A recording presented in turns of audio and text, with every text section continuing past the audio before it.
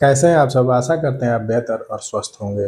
तो आज हम चर्चा करेंगे बिहार में जो उपचुनाव होने जा रहा है, जो बांकीपुर का उपचुनाव है, उस पे हम चर्चा करेंगे और उसमें हम एक पॉइंट पे चर्चा करेंगे कि इसमें प्रशांत किशोर को जीतना क्यों ज़रूरी है और प्रशांत किशोर जीतते हैं तो क्या होगा। तो इसको हम कुछ पॉइंट वाइज डिस्कस करेंगे और आपके समक्ष अपने थॉट को रखेंगे। और इस चर्चा से पहले मैं बता देना चाहता हूँ कि यह प्रशांत किशोर द्वारा स्पॉन्सर्ड नहीं है और ना ही प्रशांत किशोर से हमें कोई लेना देना है। बस ये मेरी थॉट है। अगर ये वीडियो आप तक पहुँचती है तो आप अपना राय कमेंट बॉक्स में ज़रूर दें और इस वीडियो को ज़रूर सुनें। एक जाति और धर्म से थोड़ा सा ऊपर उठ करके ज़रूर इसे सुनें। तो मेरा वही टॉपिक है कि प्रशांत किशोर के लिए ये क्यों इम्पोर्टेंट है। तो आइए शुरू करते हैं। सबसे पहले जानते हैं कि ये जो बांकीपुर का उपचुनाव है इतना हॉट क्यों, इतना चर्चा का विषय क्यों है। जाहिर सी बात है कि इस सीट पे जो विधायक थे वो नितिन नवीन जी, वो इस समय बीजेपी के राष्ट्रीय अध्यक्ष बन चुके हैं, इसीलिए वो सीट वैकेंट था और उस पर उपचुनाव हो रहा है जिसपे कि माहौल गर्म हो चुका है। तो इसको हम प्रशांत किशोर के लिए क्यों जरूरी है, इसको हम कुछ पॉइंट बाय पॉइंट डिस्कस करेंगे। तो सबसे पहले हम जानते हैं कि ये जो सीट है, ये जो खाली हुआ है, तो ये जो नितिन नवीन जी हैं, वो बीजेपी के राष्ट्रीय अध्यक्ष जो बने हैं, उनके अध्यक्ष बनने के बाद और बीजेपी का बिहार में सीएम बनने के बाद, जैसे कि सम्राट चौधरी जी हैं, इन दोनों का हमको लगता है कि ये पहला ही चुनाव है और दोनों का अग्नि परीक्षा है और दोनों के घर का ये चुनाव है। तो इसीलिए ये बीजेपी का मान मर्यादा का चुनाव बन गया है इस समय। इसीलिए ये अन्य लोगों के लिए, अन्य जो भी विपक्षी बीजेपी के एंटी जो भी लोग हैं, उनके लिए ये इतना आसान नहीं होने वाला है। मैं भले ही चर्चा कर रहा हूँ लेकिन ये आसान नहीं होने वाला है, क्योंकि ये बीजेपी के लिए आन बान शान का चुनाव बन गया है। इसीलिए तो हम देखते हैं थोड़ा सा और हम थोड़ा सा बिहार की राजनीति पे हम प्रकाश डालते हैं कि क्या है माहौल इस समय। तो हम अगर देखें तो इस समय आपसे एक मेरा सवाल है, आप अगर बता सके तो मेरा यही सवाल है कि आप बताइए कि इस समय बिहार में ऐसा कौन सा नेता है जो बिहार को लीड कर सके, बिहार को। क्योंकि आप जानते हैं कि बिहार की जो राजनीति है वो कैसी राजनीति है, वो जात पात की राजनीति है। तो इस राजनीति को देखते हुए एक लीडरशिप जो कि मुख्यमंत्री बना सके और बन सके, ऐसा कौन सा नेता है जिसमें कि ऐसे प्रतिनिधित्व करने की क्षमता है अभी बिहार में। तो मेरे समझ से केवल एक ही नेता है अभी, जो कि माननीय नीतीश कुमार हैं। इसमें कोई शक नहीं है कि नीतीश कुमार में वो काबिलियत है, क्योंकि वो अपने आप को प्रूफ कर चुके हैं कि वो काबिलियत रखते हैं, तोड़ के मरोड़ के जैसे भी वो अपने जो भी है सरकार चलाने में सक्षम है। लेकिन एक चीज़ मैं बताना चाहता हूँ, कब तक।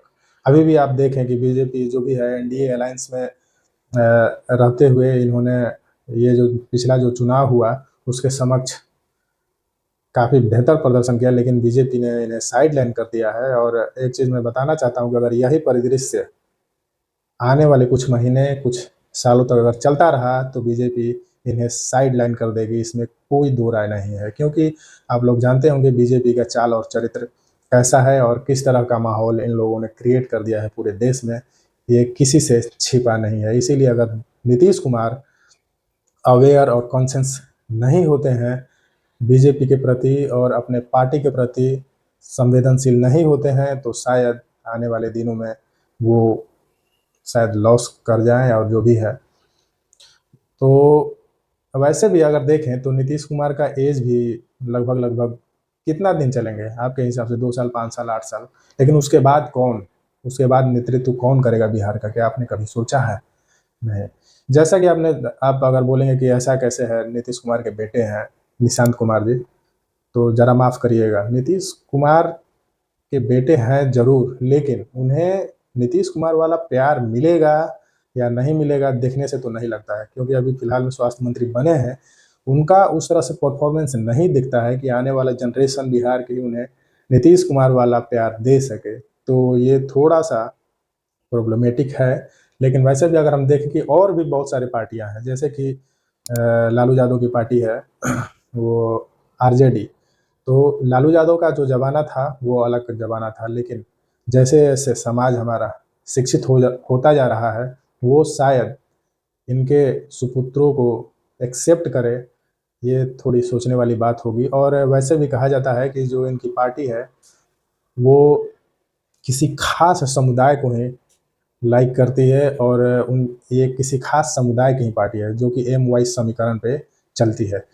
कोई खास जो कि है कोई खास समुदाय इस पार्टी को लाइक करता है, और बहुत सारे कुछ खास समुदाय हैं जो इनकी पार्टी को लाइक नहीं करता है। ये बिल्कुल सत्य बात है, क्योंकि ये पार्टी जो है वो जात विशेष पार्टी है। ये आप भी जानते होंगे अगर बिहार की राजनीति से आप थोड़ा भी इंटरेस्ट लेते होंगे तो। और वैसे भी पिछले चुनाव में आपने देखा होगा कि बीजेपी ने कैसे इनको सिमट लिया है, सिमटा दिया है, और ये कुएं के मेढक बन करके रह गए हैं। तो आने वाले दिनों में अगर बीजेपी यहाँ पे राज करती है तो इनका अस्तित्व क्या होगा आने वाले दिनों में, ये आप भी जानते होंगे। शायद ये भी इनके खुद के भाई जब हार गए चुनाव तो क्या ही कहना। और वैसे भी एक और पार्टी है जैसे कि रामविलास जी की पार्टी है एलजेपी। तो चिराग पासवान है नो डाउट, बहुत ही स्मार्ट लीडर हैं, पढ़े लिखे हैं, और देश दुनिया में उनको जाना और पहचाना जाता है, इसमें कोई दो राय नहीं है। लेकिन मेरे समझ से हम जब से ही उनको देख रहे हैं उनके पिताजी के स्वर्गवास होने के बाद में, तो वो केंद्र में ही वो राजनीति करते हैं। वो स्टेट लेवल और जो भी है बिहार लेवल पे उनको नहीं देखा गया। पिछले के पिछले चुनाव में वो एक बार लड़े थे 243 पे, लेकिन उनको जनता का उस हिसाब से प्यार नहीं मिल पाया था, ये सत्य है। लेकिन वो मुख्यमंत्री के लिए एबल है नहीं है ये भी नहीं कहा जा सकता है। लेकिन उनका जो पहचान है, उनका जो फैन फॉलोइंग है वो बड़े जात में भी है, ये नो डाउट ये है। बहुत सारे लोग उनको पसंद करते हैं, इसमें संशय नहीं है। लेकिन वो मुख्यमंत्री बन पाएंगे नहीं बन पाएंगे, 243 का जो है वो करके वो मुख्यमंत्री बना पाएंगे या बन पाएंगे, ये थोड़ा सा क्रिटिकल लगता है। और भी बहुत सारे छोटी छोटी पार्टियां हैं, उनको अगर देख ले जैसे कि जीतन राम मांझी हैं, तो वो खुद अगर गया हट करके अगर दूसरे जिला से भी लड़े तो मे भी शायद विधायक भी ना बन पाए। तो वो एक छोटी जगह की, और एक उनकी जो जाति है वो उतना डेवलप नहीं है, इसीलिए वो लोग राजनीति में है। तो मेरा बस यही कहना है कि बिहार का नेतृत्व कौन करेगा, नीतीश कुमार के जाने के बाद कौन करेगा। नीतीश कुमार ठीक है 2 साल से 5 साल 8 साल रहेंगे, लेकिन उसके बाद कौन, ये बात बिल्कुल ही सत्य है और ये मानना ही पड़ेगा चाहे कोई भी हो। आज अगर बीजेपी अपना मुख्यमंत्री बनाया है तो नीतीश कुमार के बदौलत ही बनाया है। बीजेपी में उतना आज के डेट में दम नहीं है कि 243 पे लड़ करके, अगर निष्पक्ष चुनाव हो तो, अगर निष्पक्ष चुनाव हो और 243 पे लड़ करके, उतना अभी दम नहीं है किसी में नीतीश कुमार को छोड़ा करके कि कोई मुख्यमंत्री यहाँ बना ले। ये बिल्कुल भी 100% सत्य बात है। आज भले ही कोई कुछ भी कह ले, लेकिन नीतीश कुमार के बाद ये क्वालिटी आज के डेट में किसी नेता में नहीं है। इसीलिए ये जो बांकीपुर का उपचुनाव है इसीलिए इम्पोर्टेंट बन जाता है प्रशांत किशोर के लिए। वैसे भी एक सीट अगर बीजेपी हारती भी है तो इसमें ऐसा नहीं है कि प्रधानमंत्री का इस्तीफा हो जाएगा, मुख्यमंत्री का इस्तीफा हो जाएगा, लेकिन ये इतना आसान भी नहीं है जितना हम कह रहे हैं, क्योंकि ये इनके घर का चुनाव है और दोनों का फर्स्ट चुनाव है। तो एक तरह से समझ सकते हैं कि जबरदस्त इसमें फाइट होनी है।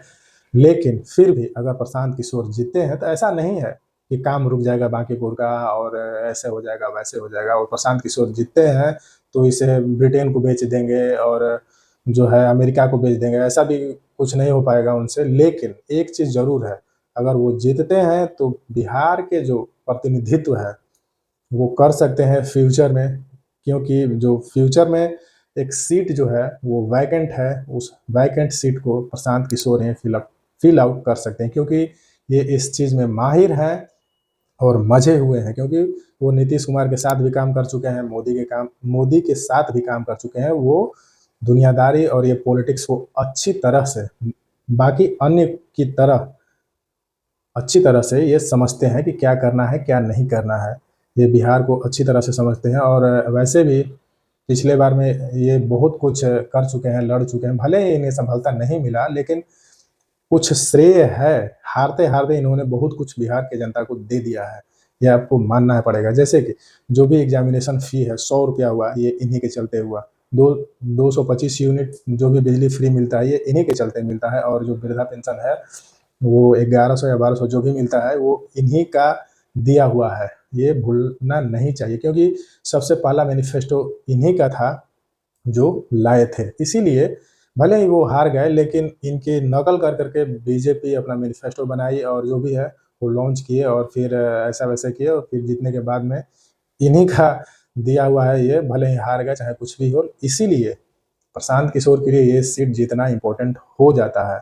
वो जीते या ना जीते वो भाग्य की बात है, वो तो देखा जाएगा। लेकिन वैसे भी जो बांकीपुर है वो शहरी क्षेत्र का इलाका है। बांकीपुर नाम से मत जाइएगा, क्योंकि ये जो बांकीपुर है ये स्पेशली ये पटना का जो शहरी क्षेत्र है उसी का एक इलाका है, जो कि विधानसभा क्षेत्र है। और हम आशा करते हैं या होगा भी, यहाँ बहुत सारे लोग पढ़े लिखे होंगे और सोचने समझने वाले होंगे, जो कि इस बात को सोचेंगे भी, समझेंगे भी।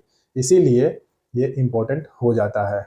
और एक बात और, ये लोकतंत्र क्या है? लोकतंत्र में ऐसा नहीं होता है कि उसका दादा बना विधायक एमपी, फिर उसका बेटा बना, फिर उसका बेटा बना, फिर उसका नाती बना, बनते जा रहा है, बनते जा रहा है। 50 साल से पता चला खानदानी चल रहा है। ये लोकतंत्र नहीं है, इसको लोकतंत्र नहीं बोलेंगे। ये गुलाम तंत्र है कि गुलामी करते आ रहे हैं, करते आ रहे हैं। अरे किसी को, चलो ठीक है, बहुत बढ़िया काम करता हो, एक खराब काम करने वाला को भी लाइए, ताकि पता तो चले वो कितना खराब काम करता है, क्या करता है, नहीं करता है, फिर उसके बाद चेंज करते रहिए।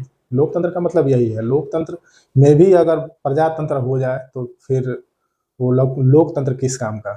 इसीलिए अगर ये प्रशांत किशोर जीतते हैं तो भले ही ठीक है, कुछ उखाड़ नहीं पाएंगे, लेकिन एक मजबूत विपक्ष बन के उभरेंगे और जनता की आवाज़ उन सरकारों तक पहुंचाने का काम करेंगे। इनके पास बहुत सारे जो भी हैं प्लान्स हैं, आइडिया है, और ये कोशिश करेंगे इम्प्लीमेंट करने का और बिहार को आगे बढ़ाने का। तो आप लोग एक बार ज़रूर सोचिएगा क्या करना है, नहीं करना है।